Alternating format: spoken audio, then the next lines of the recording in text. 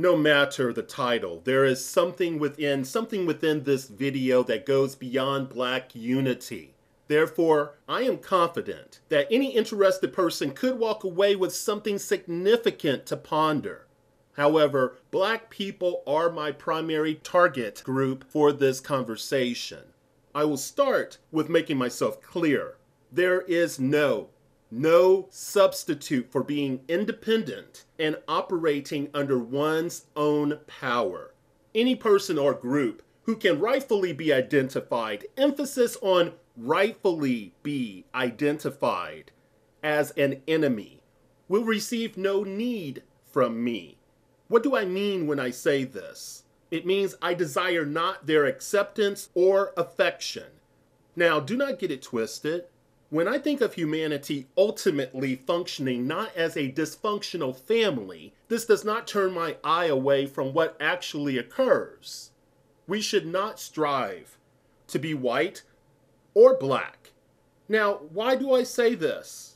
Because both are constructs. Both are things that have been created and given to us to function within. But I'm not going to say more about that now.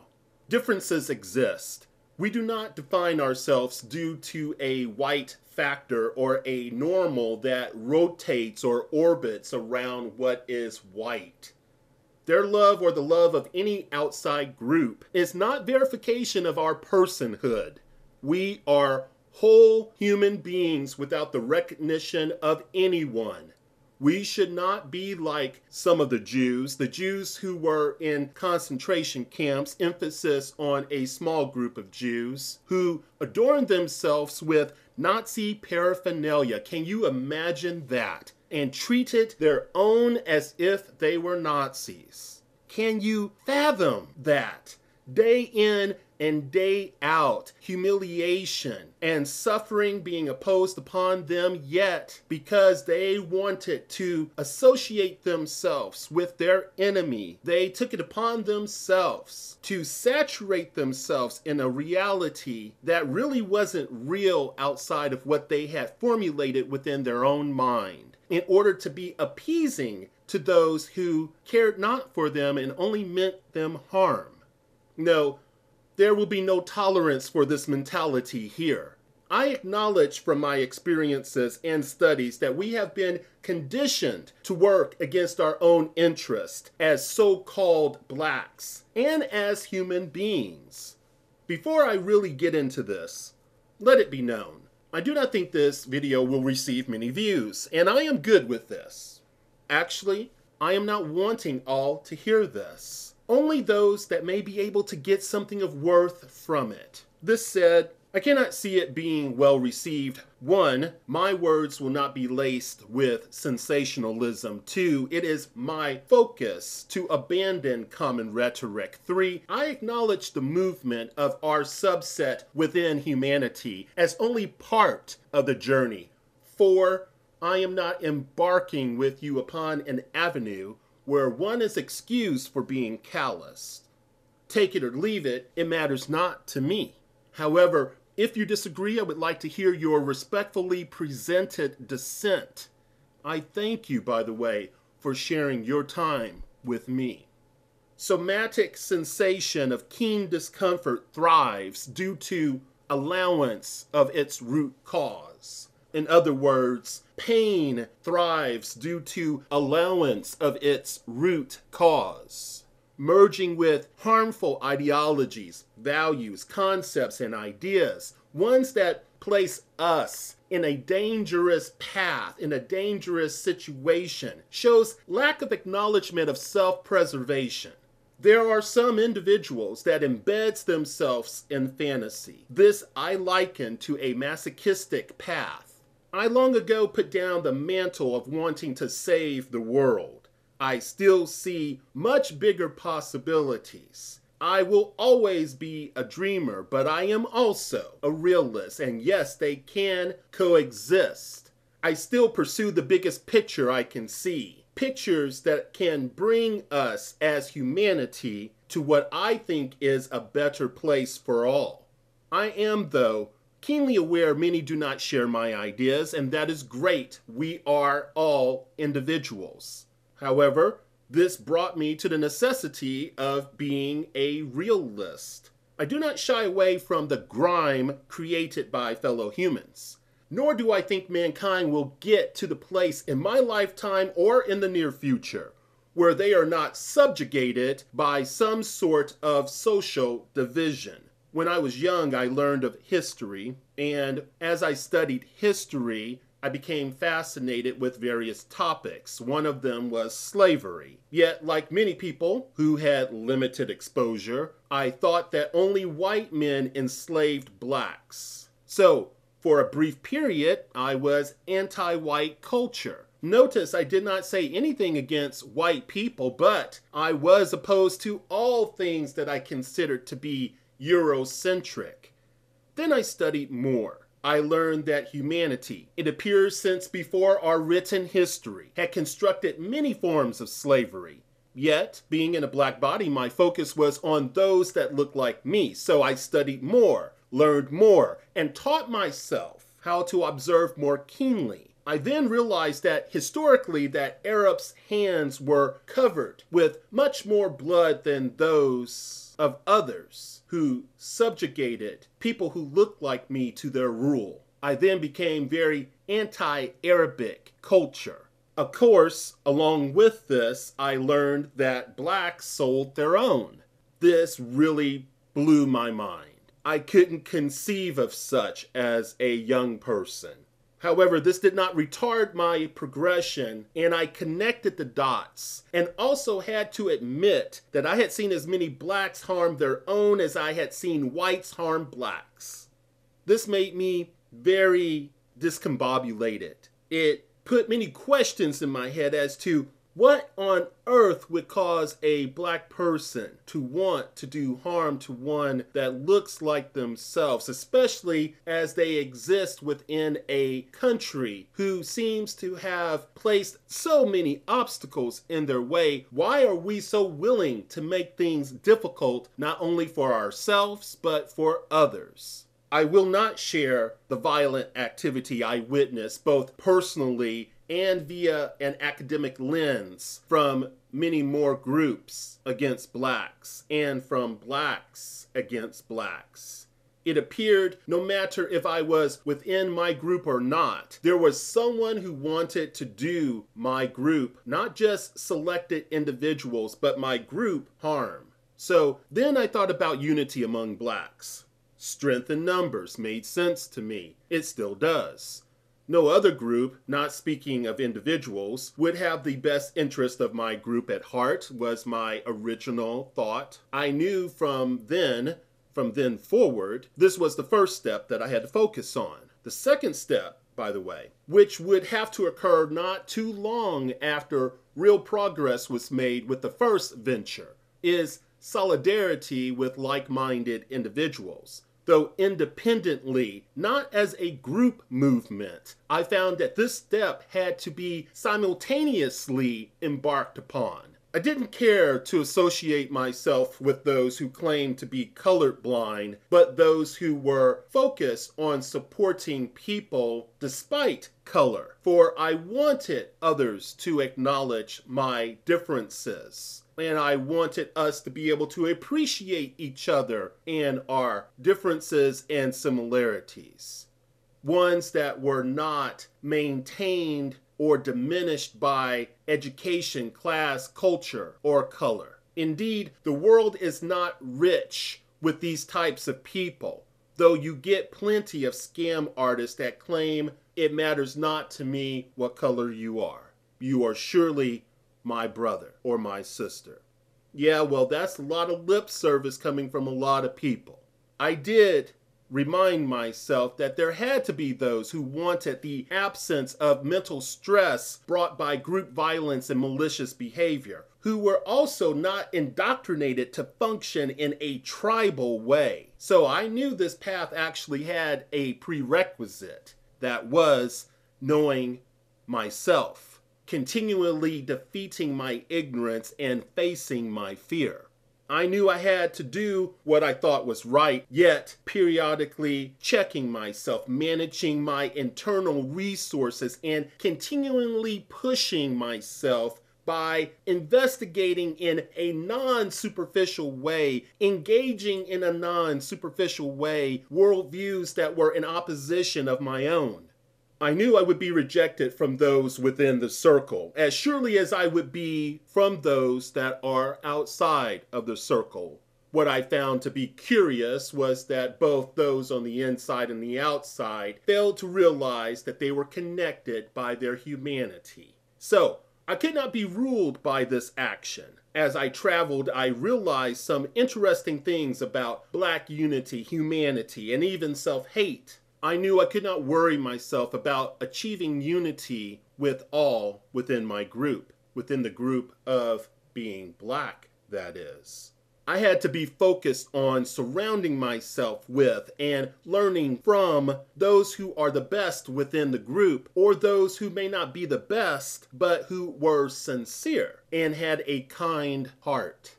I had to relentlessly remove myself from those who proved they were on a path of committing psychological suicide or plagued with psychopathy.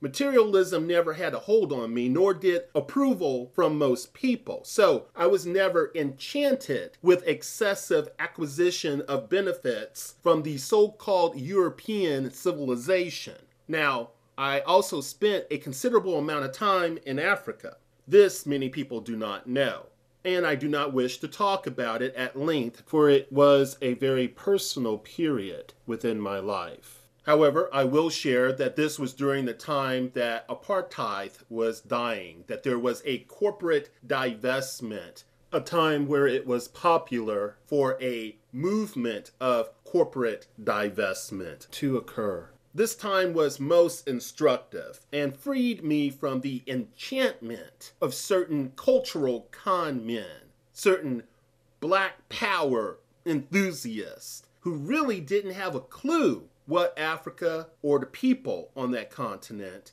both Black and white, were about. I realized that their knowledge was limited to either hearsay or superficial study. In short, I learned that even those who looked like me and who was from the motherland had the same ability to be everything negative that other people could. I admittedly thought that Black people in Africa would be different. I knew that white people from Africa were just as potentially negative as white people from the United States. For the first time that I met a white person from Africa, I was in high school. And the first thing that that person said to me was that I was a kafir. Now, kafir is Arabic for non-believer, but it is used in a way that means nigger. I had part of the puzzle already in hand. Yet, as I went on my day-to-day routine within Africa, I realized that a sizable amount of people had intense prejudices against Blacks in America. Part of this, of course, was due to media conditioning. So, upon returning home, I asked, what would it take for other Blacks without the direction of movements and religion? What would it take outside of these things for Blacks to desire unity? As I searched for an answer, I found no one answer. I found no one thing to consider. The only thing I did realize is that it would not happen unless it was a personal need one had for unity. I did know that real unity could not be born out of fear of survival. That sort of directive would be short-lived and potentially could lead to opening a Pandora's box. No, this would have to come from love of self, love of wanting what is best for others.